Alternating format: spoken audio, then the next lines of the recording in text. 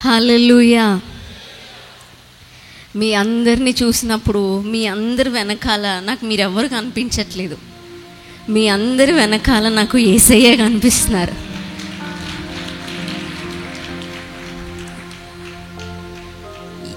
ఈ లోకంలో ఏ పేరు చెప్పినా నాకు ఇమోషన్స్ రావు, అంటే అంత ఇమోషనల్ అవ్వను. కానీ ఒక్క వ్యక్తి పేరు చెప్తే మాత్రం కంట్లో నీళ్ళు ఆగవండి. ఆ వ్యక్తి పేరు యేసుక్రీస్తు. ఈరోజు మీ అందరినీ చూసినప్పుడు ఎక్కడెక్కడి నుంచో వచ్చారు. ఒంగోలు నుంచి, గుడివాడ నుంచి, కాకినాడ నుంచి. మీ అందరిని చూసినప్పుడు నాకు మీరు కనిపించట్లేదు, మీరు వచ్చినట్టు కనిపించట్లేదు, కానీ మీ వెనక యేసయ్య వచ్చినట్టు నాకు అనిపించింది.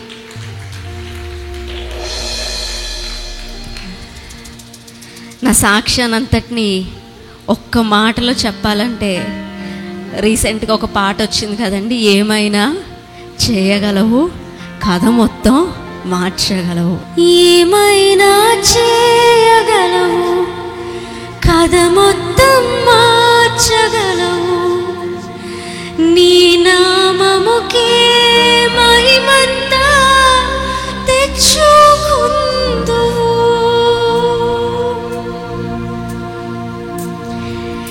ఏమైనా చేయగలవు, కథ మొత్తం మార్చగలవు, నీ నామముకే మహిమంతా తెచ్చుకుందువు.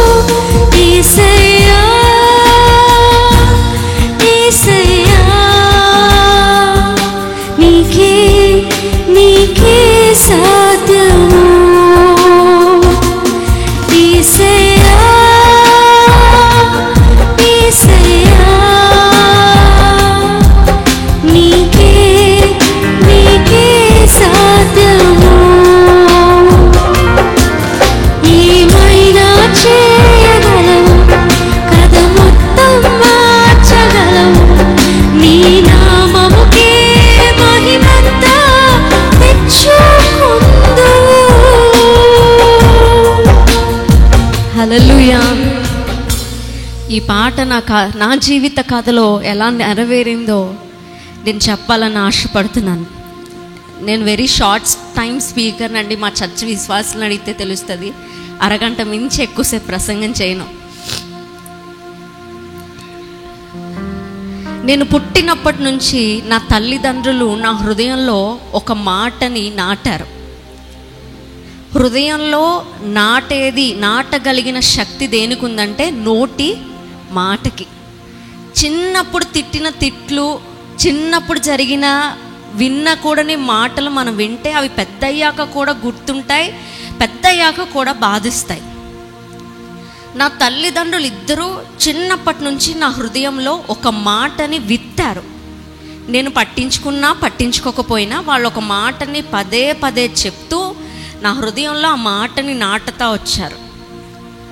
ఆ మాట ఏంటంటే, క్యాథరిన్, నువ్వు యేసయ్య కొరకే పుట్టావు, యేసయ్య కొరకే బ్రతకాలి, యేసయ్య కొరకే మరణించాలి.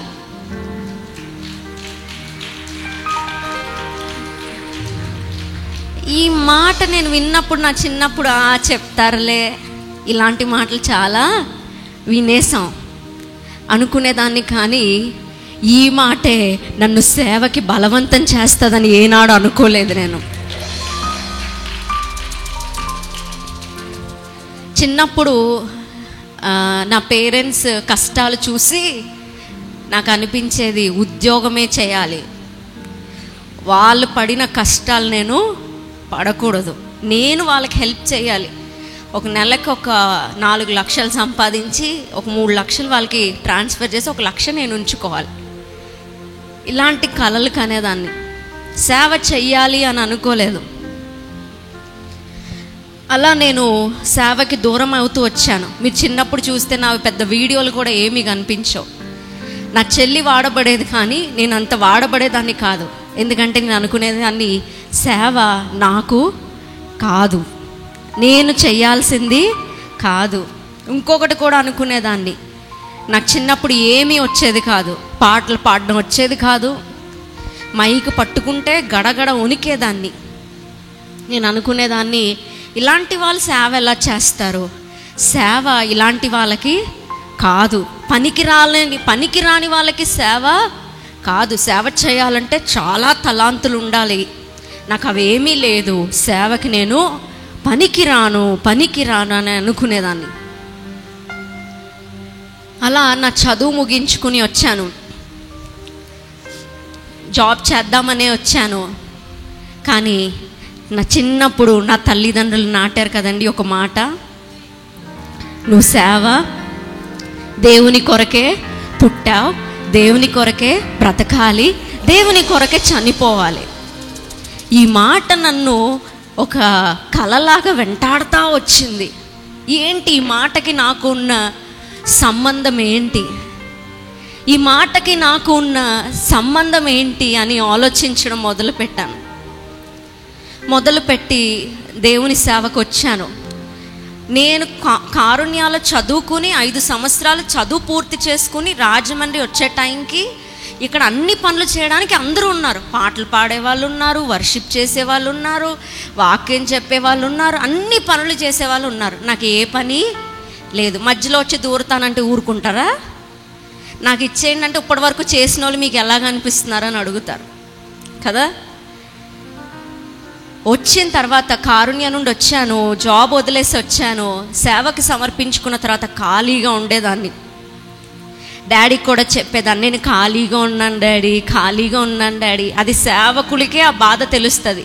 అన్నిటినీ వదిలేసి ఖాళీగా కూర్చుంటారు కదా ఇంటిలో, అప్పుడు హృదయం దెప్పి పొడుస్తుంది. ఏమనంటే, సేవకు వచ్చి నువ్వు ఖాళీగా కూర్చున్నావు.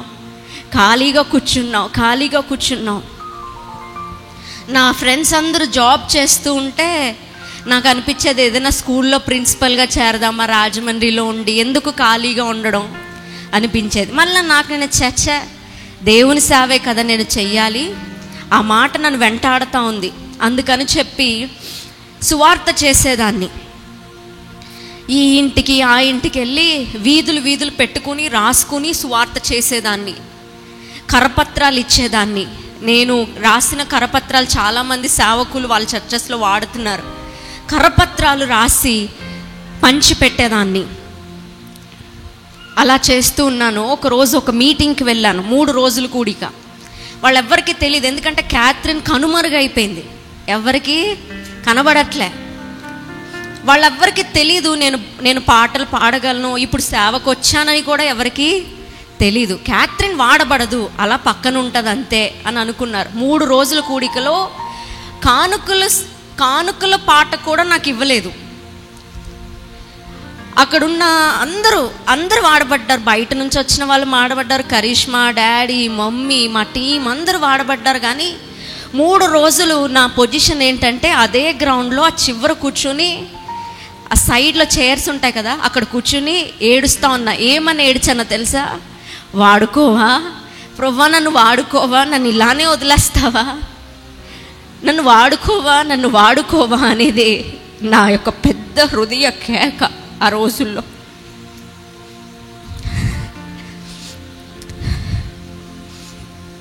నన్ను వాడుకోవా ప్రభువా. రోజంతా కూర్చుని తలుపులేసుకుని, నన్ను వాడుకుంటారా వాడుకోరా. మా డాడీ గారు ఏదో అవకాశం ఇచ్చి నేను వాడబడకూడదు, మా అమ్మగారు అవకాశం ఇచ్చి నేను వాడబడకూడదు, నన్ను మీరు వాడుకోవాలి. ఎందుకంటే వాళ్ళు పిలవలే, వాళ్ళతో సంబంధం లేదు, ఇది నాకు నీకు, నువ్వు వాడుకుని తీరాల్సిందే, నువ్వు వాడుకోవాల్సిందే అని రోజు ఏడవలేని రోజు అంటూ లేదండి. నా యొక్క తలగడకి తెలుసు నేను ఎంత కన్నీరు కార్చానో నా దేవుని సన్నిధిలో. సేవకి సమర్పించుకుని ఖాళీగా ఉంటున్న వారికి ఆ నొప్పి తెలుసు. సువార్త చేస్తూ వచ్చేదాన్ని. నా దేవుడు చెప్పాను కదా, కథని తిరగ రాస్తాడని. తర్వాత నా యూట్యూబ్లో లాస్ట్ టైం బర్త్డే అప్పుడు నేను చెప్పాను సాక్ష్యం. ఆ సాక్ష్యం చాలామంది చూసి నన్ను ఆహ్వానించడం మొదలుపెట్టారు. కొన్ని రోజుల తర్వాత అదే ఊరికి వెళ్ళాను. ఏ ఊర్లో అయితే సైడ్లో కూర్చుని ఏడ్చానో, ప్రభువా నన్ను వాడుకొని ఏడ్చానో, అదే ఊరికి, అదే గ్రౌండ్కి వెళ్ళా. ఎలా వెళ్ళా? స్పీకర్గా వెళ్ళాను. నా దేవుడు, నేను మర్చిపోయానండి, నిజం చెప్తున్నాను, నా దేవుడు ఎదుట నేను మర్చిపోయాను. ఆ రోజు పరిశుద్ధాత్మ దేవుడు అంటున్నాడు చెవులో, బేటా నీకు గుర్తుందా, ఇక్కడే కదా నువ్వు కూర్చుని ఏడ్చావు, ఇదే గ్రౌండ్లో కదా కూర్చుని ఏడ్చావు. నేను మర్చిపోయినా కూడా నా దేవుడు మర్చిపోలేదు. అక్కడ కూర్చొని ఏడ్చాను. నా దేవుడు నన్ను వాడుకోవడం మొదలుపెట్టాడు. నన్ను మీటింగ్కి ఆహ్వానించేవారు ఒకవేళ డాడీ గారు మమ్మీ గారు నుంచి నాకు అవకాశం వచ్చుంటే మోస్ట్లీ మన సహవాసం వాళ్ళు పిలవాలి. కానీ నేను ఇప్పటి వరకు వెళ్ళిన మీటింగ్స్ అన్నీ చూస్తే నేను లూథరన్ చర్చెస్లోనే వాడబడ్డాను, బాప్టిస్ట్ చర్చ్లో వాడబడ్డాను. దైవ స్వరూపి మందిరం మీకు తెలిసే ఉంటుంది, దైవ స్వరూపి మందిరం అని. అలాంటి బైబిల్ మిషన్ మందిరాల్లో వాడబడ్డాను. నా దేవుడు అప్పుడు అన్నాడు, నేను నీకేమైనా తక్కువ చేశానా? నేను నీకేమైనా తక్కువ చేశానా? నేను ఖాళీగా ఉండి వాడుకో ప్రభా, వాడుకో ప్రభా అని ఏడిస్తే నా దేవుడు ఇప్పుడు ఎలా చేశాడంటే, ప్రభా ఒక్కరోజు తీరిక ఇవ్వు ప్రభా, ఒక్కరోజు తీరిక ఇవ్వు ప్రభా. అందుకనే పాట పాడాను కదండి, ఏమైనా చేయగలవు, ఏమైనా చేయగలవు, కథ మొత్తం మార్చగలవు, నీ నామముకి మహిమంతా తెచ్చుకుందువు.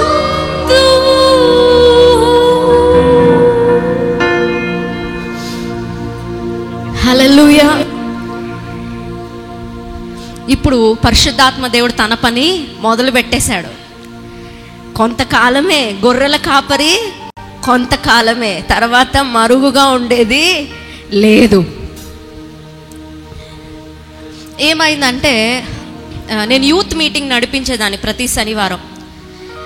ఒకరోజు సడన్గా నేనేం చెప్పానంటే, భీమవరంలో నేను కూడిక పెడతాను అని చెప్పేశాను. భీమవరం ఊరు తెలీదు, పేరు తెలీదు, నాకు ఎందుకు ఆ మాట వచ్చిందో తెలీదు. అలా చెప్పేసిన తర్వాత ఆదివారం క్రిస్మస్ టైంలో నన్ను ఒక అంకుల్ ఇక్కడే ఉన్నారు, శాంబాబు అంకుల్, కుమారి అంటే ఒకసారి నుంచుంటారా, వాళ్ళు వాళ్ళ క్రిస్మస్ ఆరాధనకి నన్ను ఆహ్వానించారు. కూర్చోండి. వాళ్ళు వాళ్ళ క్రిస్మస్ ఆరాధనకి నన్ను ఆహ్వానించారు. వెళ్ళి వచ్చేసాను. పరిశుద్ధాత్మ దేవుడు అంటున్నాడు, భీమవరం అనే ప్రాంతానికి నువ్వు వెళ్ళాలి, అక్కడ నెల నెల కూడిక పెట్టి అక్కడ ఉన్న వాళ్ళని నువ్వు బలపరచాలని చెప్తున్నాడు. నేను ఏది రుజువు లేకుండా నేను చెయ్యను. నేను గిద్యోన్ లాగా ఒక్క రుజువుతో సరిపెట్టుకోను, నాకు 3-4 రుజువులు కావాలి. అయితే నేను ప్రార్థన చేస్తూ ఉన్నాను. క్రిస్మస్కి వెళ్ళాను, డిసెంబర్లో వచ్చేసాను. మార్చి 4వ తారీఖు నుండి 9వ తారీఖు మార్చి వరకు ఈ రోజుల్లో నాకు అదే కుటుంబం నుంచి ఒకరు ఫోన్ చెయ్యాలి అనుకున్నాను. నేను డిసెంబర్లో వెళ్ళాను, వాళ్ళకి నాకు ఆ తర్వాత సంబంధం లేదు, వాళ్ళు రెగ్యులర్గా కూడా నాకు ఫోన్ చెయ్యరు ఆ రోజుల్లో. 4 మార్చి నుండి 9 మార్చి లోపు ఫోన్ కాల్ రావాలి ఆ భీమవరం కుటుంబం నుండి అని నేను అనుకున్నాను. 9 మార్చి వచ్చేసింది, ఫోన్ కాల్ రాకపోతే అనుకున్నా, ఇది నేను అనుకున్నానేమో భీమవరం అని, నేను సంతోషపడ్డానేమో, దేవుడు చెప్పలేదేమో అనుకున్నాను. దేవుడు అన్నాడు, ఇంకా ఎంత టైం ఉంది చూడు అన్నాను. అరగంట ఉంది. ఏంటి, నెక్స్ట్ 10వ తారీఖు స్టార్ట్ అవ్వడానికి. నా డేట్ ప్రకారం 4 నుంచి 9 లోపు ఫోన్ కాల్ రావాలి. అరగంట ఉంది అనుకుంటే వాళ్ళ పాప కరెక్ట్గా 11:55కి నాకు ఫోన్ చేసిందండి. అది వాళ్ళకు కూడా తెలియదు, ఎందుకంటే నేను భీమవరంలోనే ఒక కూడిక పెట్టి చెప్తాను, నెక్స్ట్ బర్త్డే అక్కడే చేసుకుని చెప్తానని అనుకున్నాను. సో వాళ్ళ పాప 11:55కి ఫోన్ చేసింది. ఏమనంటే, నాకు కడుపు నొప్పి వచ్చేస్తుంది సడన్గా, ప్రార్థన చేస్తుంటే నీతో ప్రేయర్ చేయించుకోమని దేవుడు చూపించాడు, ప్రేయర్ చేయనింది. ప్రేయర్ చేసిన తర్వాత, నువ్వు ఎప్పుడు మా భీమవరం వస్తావు, ఎప్పుడు కూడిక పెడతావు ఇలా అడిగింది. నేను అనుకున్నాను, దేవుడు కరెక్ట్గా టైమింగ్ ఫాలో అవుతున్నాడే, ఇంత ఎక్యురేట్గా 5 నిమిషాల ముందు నాకు దేవుడు నా యొక్క ఆ ప్రాంతానికి వెళ్ళడానికి ఒక రుజువుని దేవుడు నాకు ఇచ్చాడు.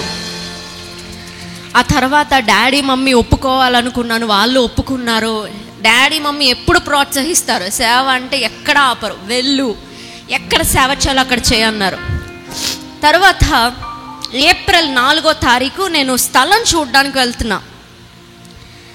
భీమవరంలో హాల్ చూడాలి, మంచి హాల్ కూడిక పెట్టడానికని వెళ్తున్నప్పుడు మార్నింగ్ పరిశుద్ధాత్మ దగ్గర అడిగాను, నాకు ఈరోజు కూడా సూచన కావాలి. ఏ సూచన అంటే, నా పిలుపుకి సంబంధించిన ఒక సూచన కావాలి, నన్ను నువ్వు పిలుచుకున్నావు అనే సూచన నాకు కావాలి, ఎందుకంటే నేను కొత్తగా ఒకటి ప్రారంభిస్తున్నానని అడిగాను. అడగగానే ఆ రోజు ఒక పాస్టర్ గారు ఫోన్ చేసి, ఊరికనే ఫోన్ చేసి, దేవుడు నీకు ఒక వాగ్దానం చెప్పమంటున్నాడమ్మా, పిలువబడిన వారు అనేకులు, ఏర్పరచబడిన వారు కొందరే, దేవుని చేత నువ్వు ఏర్పరచబడ్డావు అని చెప్పారు. బాగానే ఉంది. అదే రోజు కార్లో వెళ్తున్నానండి. ఒక ఆటో వెనకాల ఉదయం ఆ పాస్టర్ గారు ఏ వాక్యం అయితే చెప్పారో అదే వాక్యం రాయబడి ఉంది, పిలువబడిన వారు అనేకులు, ఏర్పరచబడిన వారు కొందరే, నేను నిన్ను ఏర్పరచుకొని ఉన్నా. ఇది చూసేసరికి బిత్తరపోయా. ఎబ్బేజ్ అన్న ఉన్నాడు ఆ రోజు, అన్న ఒకసారి ఆపన్నా, ఆటోని ఆపన్నా అని చెప్పి ఫోటో తీసుకున్నాను. ఎందుకంటే నా దేవుడు ఒక్క రుజువు కాదు, ఎన్ని రుజువులు కావాలన్నా నాకు చూపించి ఆ ప్రాంతానికి దేవుడు నన్ను నడిపించాడు. ఫస్ట్ మీటింగ్ ప్రారంభమైంది, ఖాళీ చైర్స్ ఉన్నాయి. ఏంటి ప్రభా, ఖాళీ చైర్స్కైనా ఈరోజు వాక్యం చెప్పాలి? నేను పర్లేదు చెప్తాను, నీ కొరకు ఏదైనా చేస్తా, ఖాళీ చైర్స్కి ఏంటి, చెట్లకు కూడా వెళ్ళి వాక్యం చెప్తా అని అనుకుంటా ఉన్నా. మనసులో బాధ ఉంది, ఏడుస్తున్నా. మీకు తెలీదండి, 11 గంటలు దాటింది, ఎక్కడి నుంచి జనాలు వస్తున్నారో తెలీదు, ఆ హాల్ అంతా నిండిపోయింది. 13,000 రూపాయలు రెంట్తో అక్కడ నేను కూడిక ప్రారంభించాను. ఈరోజు నేను ప్రతి నెల కట్టే రెంట్ ఎంత చెప్తే 24,000 రూపాయలు. ప్రతి నెల ఒక్కొక్కరు స్పాన్సర్ చేసే వాళ్ళని దేవుడు నాకు ఆ స్థలంలో లేపాడు. ఇప్పుడు నాకు అనిపించింది, ఏమైనా చేయగలవు, కథ మొత్తం మార్చగలవు, నీ నామముకే మహిమంతా తెచ్చుకుందు. దేవుడు అంటున్నాడు, క్యాథరిన్ నీ కోసం ఎంతకైనా నేను దిగుతాను. ఇదే విషయము దావీదు జీవితంలో చూశానండి. దేవుడు ప్రవక్త సమూయేలుతో అంటాడు, నువ్వు వెళ్ళి దావీదును అభిషేకించు అంటే, ప్రవక్త సమూయేలు అంటాడు, సౌలు నన్ను చంపేస్తాడేమో రాజుగా అభిషేకిస్తే అంటే, దేవుడు అంటాడు, అభిషేకిస్తున్నా అని చెప్పొద్దు, వెళ్ళి నేను బలి కోసం వచ్చాను అని చెప్పు, బలిని అర్పించడానికి వచ్చానని చెప్పు. దేవుడు అబద్ధం ఆడాడా? దేవుడు ఎంతకైనా, నీ విషయానికి వచ్చేసరికి ఎంతకైనా ఆయన నీ కొరకు దిగి అద్భుతం చేస్తాడు. హల్లెలూయా. సో మీరందరూ ప్రార్థనలో పెట్టండి. వచ్చే సంవత్సరం అయితే మీ అందరినీ భీమవరం ఆహ్వానించి అక్కడ ఒక పెద్ద కూడిక పెట్టాలన్నది నా ఆశ. హల్లెలూయా. డాడీ మమ్మీ గారిని కూడా ఇప్పటికి ఒక్కసారి కూడా తీసుకెళ్ళలే, ఎందుకంటే నాకు ఒక టార్గెట్ ఉంది. దేవుని కొరకు నేను అన్ని ఆత్మలు సంపాదించినప్పుడు నా పేరెంట్స్ని ఆ స్థలానికి తీసుకొని వెళ్ళాలని. హల్లెలూయా. తరువాత దేవుడు స్వస్థత పరిచర్యలో వాడుకోవడం మొదలు పెట్టాడండి. నాకు మీ అందరికీ తెలుసు, గాల్ బ్లాడర్లో స్టోన్ స్టక్ అయ్యి గాల్ బ్లాడరే తీసేయాలని డాక్టర్స్ చెప్పారు. కానీ నా దేవుడు ఎందుకు గాల్ బ్లాడర్ తీయకుండా నా దేవుడు స్వస్థపరిచాడు. కానీ 5 రోజులు నేను మరణపు పడకల్లో ఉన్నాను. అప్పుడు అనుకున్నా, ఎందుకు నాకు ఈ రోగం వచ్చిందో, ఎందుకు నాకు ఈ శ్రమ వచ్చిందో అని అనుకున్నాను. కానీ నా దేవుడు నిరూపించింది ఏంటంటే, నన్ను స్వస్థత పరిచర్యలో వాడుకోవడానికి దేవుడు నాకు అనుమతించాడని నాకు అర్థమైంది. మరణ పడకల మీద ఉండి నన్ను దేవుడు సజీవముగా లేపి నా రిపోర్ట్స్నే తారుమారు చేసినప్పుడు నాకు ఒక విశ్వాసం కలిగింది. ఏ రోగి కొరకు నేను ప్రార్థన చేసినా నా దేవుడు స్వస్థపరచగలడు. హల్లెలూయా. ఒకే ఒక సాక్ష్యాన్ని చెప్తానండి. నేను చిత్తూరు వెళ్ళాను 2 రోజుల కూడిక. మొదటి రోజు చెంగలరాయుడు అని ఒక వ్యక్తి వచ్చాడు. అతని పేరు కూడా తెలీదు. అతనికి నోటి మాట పడిపోయింది, కాళ్ళు చేతులు పడిపోయాయి, బ్రెయిన్ ట్యూమర్ వచ్చిన తర్వాత. నేను వచ్చినప్పుడు, నేను చూసినప్పుడు 3-4 తీసుకుని మీటింగ్ తీసుకుని వచ్చారు. నా మీటింగ్లో దేవుడు ఎలా వాడుకున్నాడంటే, ఎక్కువ మంది రోగులు ఉంటారు. సో నోటి మాట పడిపోయింది, కాళ్ళు పడిపోయింది, తీసుకుని వచ్చారు. మొదటి రోజు తీసుకొచ్చిన పాస్టర్ గారు చెప్పారు, అమ్మ ప్రార్థన చేయమ్మా. నేను అన్నాను, నా విశ్వాసం సరిపోట్లే. గడ్డ అయితే కరుగుతుంది, కంటి చూపు అయితే వస్తుంది. నేను అప్పటి వరకు చూసిన సాక్ష్యాలు, చెవిటి వాళ్ళు వింటారు, మూగ వాళ్ళు మాట్లాడడం జరుగుతుందా అని నేను అనుకుంటూ, రేపు ప్రార్థన చేస్తానండి, ఈరోజు నాకు సమయం లేదు. ఎందుకంటే ఆయన అడుగుతున్నాడు, నేను ఎస్కేప్ చేయాలి. ఎందుకంటే నేను ఎప్పుడూ మూగవాళ్ళు మాట్లాడటం చూడలే అనుకుని వెళ్ళిపోయా.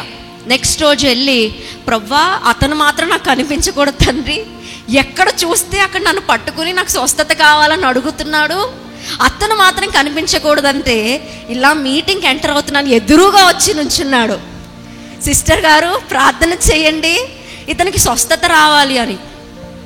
నేను ప్రార్థన చేస్తా, లాస్ట్లో తీసుకురండి, ప్రార్థన చేస్తా. ఇప్పుడు వద్దు, ఇప్పుడు కొంతమంది ఉన్నారు ఇక్కడ, చెవిటి వాళ్ళు ఉన్నారు, వాళ్ళ కొరకు ఇప్పుడు లాస్ట్లో మీకు అని చెప్పాను. చెప్పి మెసేజ్ అయిపోయిన తర్వాత రోగులందరినీ పిలిచి ప్రార్థన చేస్తున్నాను. అతను కూడా వచ్చి నిలబడ్డాడు. మళ్ళీ ఇక్కడ కూడా వచ్చాడా ఇతను అనుకున్నాను. ప్రార్థన అయిపోయిన తర్వాత వాళ్ళ పాస్టర్ గారు సాక్ష్యాల కోసం స్టేజ్ మీదకి తీసుకుని వస్తున్నారు. నేను అనుకున్నాను, చిన్న చిన్న మాటలే వచ్చాయేమో ఇతనికి అని. నేను ఫస్ట్ అమ్మ చెప్పండి అంటే అమ్మ అన్నాడు, నాన్న చెప్పండి నాన్న అన్నాడు. ఇంకొంచెం పెంచాను, యేసు మంచివాడు అని చెప్పండి అన్నాను. మంచివాడు అన్నాడు. దేవునికి స్తోత్రం. ఇప్పుడు కొంచెం వచ్చాయి కదా మాటలు, ఇంకా ఇంకా వస్తాయి, నేను ప్రార్థన చేస్తాను, వెళ్ళిపోండి అని ఆ పక్కనున్న పాస్టర్ గారిని అడిగాను, ఇతని పేరేంటండి అని అడిగాను. అప్పుడు ఈ మూగతను అంటున్నాడు, నా పేరు చెంగలరాయుడు.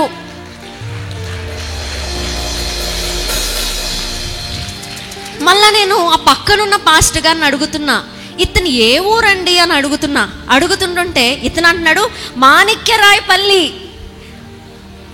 నాకు నమ్మకం కుదరట్లే. మళ్ళీ ఈ పక్కనున్న అతన్ని అడుగుతున్నా, ఇతనికి ఎన్ని సంవత్సరాలుగా మాట పోయింది. మీరు చూడండి, నా టెస్ట్ మనీ టీవీలో వస్తుంది. 1 సంవత్సరం అయింది, స్పష్టంగా మాట్లాడాడండి. నేను ఆ రోజు మా ఊరికి యేసు వచ్చాడని పాట పాడుతుంటే మైక్ పట్టుకుని నాన్ స్టాప్గా పాడుతున్నాడు, ఎగురుతున్నాడు. ఆ పక్షవాతం ఎక్కడికి పోయిందో తెలీదు. అప్పుడు పరిశుద్ధాత్మ దేవుడు అంటున్నాడు, నా శక్తిని తక్కువ అంచనా వేస్తున్నావా? ఇది చేయగలను, అది చేయలేను అనుకుంటున్నావా? నేను చెయ్యలేనిదంటూ ఏదీ లేదు. నువ్వు కాదు, ఇక్కడ నేను అద్భుతం చేస్తున్నాను, నేను బాగు చేస్తున్నాను. పేరేంటి? చెంగలరాయుడు. ముందు మాటలు సరిగ్గా రావట్లేదు. ఈ రోజు రాత్రి యేసయ్య స్వస్థపరిచాడు, చక్కగా మాట్లాడుతున్నాడు. యేసు నన్ను ముట్టాడు, యేసు స్వస్థత ఇచ్చాడు. యేసు చాలా మంచి దేవుడు. నీ పేరేంటి? ఏ ఊరు? హల్లెలూయా. ఎన్ని సంవత్సరాలు అయింది బ్రదర్ మాట పడిపోయి? సంవత్సరం అయింది. ఆయన నోటితో ఆయన చెప్పుకుంటున్నాడు, సంవత్సరం నుండి నోటి మాట పడిపోయిందంట, పక్షవాతం వచ్చి. ఈ రోజు యేసు బాగు చేయగా ఈ వ్యక్తి మాట్లాడగలుగుతున్నాడు. ఆ ఊరి అన్యులందరూ రక్షణ పొందారండి. ఆ రోజు నేను ఆత్మల పంటని చిత్తూరులో కోసాను. హల్లెలూయా. నా దేవుడు నన్ను తలగానే ఉంచాడు. ఒక్కరోజు ప్రయాణం చేస్తే అలసిపోయే నేను రోజుకి 600 కిలోమీటర్లు కూడా ప్రయాణం చేశాను. నా దేవుడు అంతటి శక్తిని నాకు ఇచ్చాడు. హల్లెలూయా. ముఖ్యంగా దేవుడు నాకు మంచి తల్లిదండ్రులను ఇచ్చారు. మా నాన్నగారిని ఒక పాస్టర్ గారు అడిగారు, ఎందుకంటే మీ అమ్మాయికి ఏజ్ అయిపోతుంది, పెళ్ళి చేయట్లేదు, పాపం మీ అమ్మాయి ఏజ్ అయిపోతుంది. మా నాన్నగారు అస్సలు పెళ్ళి గురించి టెన్షనే పడరండి. మీరందరూ, మా విశ్వాసులందరూ టెన్షన్ పడతారు, మా సేవకులు టెన్షన్ పడతారు, కానీ మా డాడీ ఏనాడు టెన్షన్ పడరు. నేనైనా ఒక్కొక్కసారి టెన్షన్ పడతాను, కానీ ఆయన మాత్రం చాలా కూల్గా ఉంటారు. ఒక పాస్టర్ గారు అడిగితే, ఎందుకు మీ అమ్మాయికి పెళ్లి చేయట్లేదంటే మా నాన్నగారు ఒకే ఒక మాట అన్నారు, పెళ్ళి చేసిన తర్వాత నా కూతురి యొక్క వేగం తగ్గుతుంది. తన వేగము బాగా ఉన్నప్పుడే, శక్తి బాగా ఉన్నప్పుడే తన దేవుని కోసం రే అనక పగలనక కష్టపడాలి. పెళ్ళి అయ్యాక ఎలాగో వేగం తగ్గుతుంది, అప్పుడు కొద్దిగా గొప్ప చేస్తుంది, కానీ ఇప్పుడు మాత్రం తన యవ్వన బలము దేవుని సేవలో పోయబడాలి. హల్లెలూయా. ఎన్ని కిలోమీటర్ల ప్రయాణమైనా మా మమ్మీ గారు వద్దంటారండి. కొన్నిసార్లు వెళ్ళొద్దు, అంతంత దూరాలు అంటారు, కానీ డాడీ మాత్రం వెళ్ళు, ఎక్కడికి వెళ్తావు వెళ్ళు, ఒరిస్సావా వెళ్ళు, కనిగిరియా వెళ్ళు, ఎంత దూరమైనా నన్ను ముందుండి పంపిస్తారు. హల్లెలూయా. అటువంటి సేవలో ప్రోత్సహించే తండ్రిని దేవుడు నాకు ఇచ్చాడు. అలానే నా తల్లి గురించి చెప్పక్కర్లేదండి. ఒక భక్తుడు అన్నాడు, నేను నా తల్లి కన్నీటి ప్రవాహంలో కొట్టుకుని వచ్చి నేను సేవకుడునయ్యానని. ఇదే నా తల్లి గురించి నేను చెప్పగలిగిన సాక్ష్యము. నేను ఏదైనా మీటింగ్కి వెళ్తే మోకాలు దిగరండి, ఇది నిజం. నేను తిరిగి ఇంటికి వచ్చే వరకు ఎంతసేపు నేను ఉంటానో అంతసేపు మోకాళ్ళ మీద ఉండి దేవుని సన్నిధిలో పెనుగులాడే ప్రార్థించే తల్లిని దేవుడు నాకు ఇచ్చాడు. హల్లెలూయా. నిజంగా థామస్ డాడీ, షీబా మమ్మీ కడుపులో పుట్టడం నా అదృష్టం. I love you both of you so much. And also Karishma sister గురించి ఖచ్చితంగా చెప్పాలండి. ఏ సిస్టర్ అయినా సరే గొడవలు ఆడుకుంటారు, కొట్లాడుకుంటారు, కానీ నా చెల్లి తను ఏమన్నా కూడా నన్ను ఎంత ప్రేమిస్తుందంటే అంత ప్రేమించే చెల్లిని దేవుడు నాకు ఇచ్చాడు. నాకు ఏ బాధలున్నా నేను డాడీ మమ్మీకి కూడా చెప్పుకోనండి, ఫస్ట్ మా చెల్లికి చెప్పుకుంటాను. ఎందుకంటే మా చెల్లి ఒక ధైర్యాన్ని ఇస్తుందండి, ఆ ధైర్యం నేను చెప్పలేను. ఎవడేమనుకుంటే మనకేంటి, మన పక్షాన దేవుడు ఉన్నాడు. ఆ ధైర్యం మా చెల్లె ఇవ్వగలదు. అందుకే నాకు ఏ కష్టం వచ్చినా ఫస్ట్ కరిష్మాకే చెప్పుకుంటాను. కరిష్మా పలానా పలానా వాళ్ళు నన్ను ట్రోల్ చేస్తున్నారు కరిష్మా అంటే, చెయ్యిని పరలోకంలో మన ప్రతిఫలం గొప్పదవుతుంది. ఆ మాటకి ధైర్యం ఎక్కడి నుండో పుంజుకుని వస్తుంది. సో అటువంటి చెల్లిని, సైలస్ని, మంచి తమ్ముడిని దేవుడిచ్చాడు. అంతే మాత్రమే కాదండి, మినిస్ట్రీలో నాకు సహకరించి నన్ను ప్రేమించే వారిని ఇచ్చారు. ముఖ్యంగా ఆఫీస్ స్టాఫ్ ఈరోజు డెకార్ చేశారు. నిజంగా I'm very very grateful. John Wesley ఉంటే స్పెషల్ థ్యాంక్స్, అండ్ మనోహర్కి కూడా special thanks. So all office స్టాఫ్కి చాలా చాలా కృతజ్ఞతలు. తర్వాత మినిస్ట్రీ పిల్లలు ఎప్పుడు నా కొరకు ప్రేయర్ చేస్తారు. చిన్న నొప్పి అన్నా కూడా నా కొరకు ప్రార్థన చేసే మినిస్ట్రీ పిల్లల్ని దేవుడు ఇచ్చాడు. అంత మాత్రమే కాదండి, మంచి ప్రేయర్ టీం, మినిస్ట్రీలో ఉన్న ప్రేయర్ టీం ఎవ్రీడే వచ్చి మా కొరకు ప్రార్థన చేసే ప్రార్థన బృందము మా సంఘంలో దేవుడు ఇచ్చాడండి. అంత మాత్రమే కాదు, వాలంటీర్స్ డాడీ గారు టైంలో ఉన్నారు. డాడీ గారికి వాళ్ళు బాగా క్లోజ్. నేను అనుకునేదాన్ని స్టార్టింగ్లో, వీళ్ళు నాకేం సపోర్ట్ చేస్తారు అనుకునేదాన్ని, కానీ వాళ్ళు ఇచ్చే ప్రోత్సాహం చాలా చాలా గొప్పగా నన్ను సేవలో ప్రోత్సహిస్తారు. ఏ మీటింగ్కి అయినా, కాతమ్మ నువ్వు వెళ్ళు, నువ్వు దేవుని కోసం ఇలా వాడబడు, అలా వాడబడు అని ప్రేమించే వాలంటీర్స్ని దేవుడిచ్చారు. అంత మాత్రమే కదండి, దహించగ్ని సంఘము, ఇక్కడ దహించగ్ని సంఘ బిడ్డలందరికీ నా హృదయాంతరంగం నుంచి నేను కృతజ్ఞతలు చెప్పుకుంటున్నాను. ఎంత చెప్పినా మీ కొరకు తక్కువే. ఎందుకంటే ప్రతి ఆదివారం నన్ను కలుస్తారండి కొంతమంది బిలీవర్స్. ఏమీ లేదు, ప్రార్థన చేయించుకోవడానికి కాదు, నేను ఎలా ఉన్నాను, బాగున్నానా లేదా, నాకు ఆరోగ్యం బాగుందా లేదా, ఏ ఊర్లో వెళ్ళొచ్చాను, ఇవన్నీ కనుక్కోవడానికి నన్ను కలుస్తారు. దేవుడు మీ అందరినీ బట్టి హృదయపూర్వకంగా దేవునికి కృతజ్ఞతలు చెల్లిస్తున్నాను. అంత మాత్రమే కాదు, దహించగ్ని యూత్ మెంబర్స్, వీళ్ళకి స్పెషల్గా ఈరోజు అప్రిషియేషన్ ఇవ్వాలండి.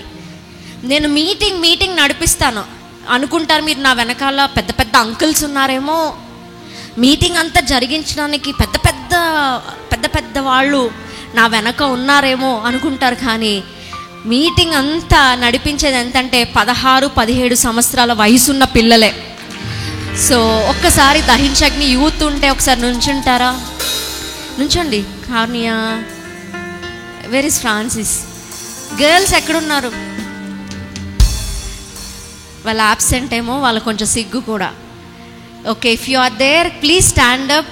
సో వీళ్ళందరూ నాకు సహకరిస్తారండి. వీళ్ళని బట్టి దేవునికి హృదయపూర్వకంగా నేను కృతజ్ఞతాస్తులు చెల్లిస్తున్నాను.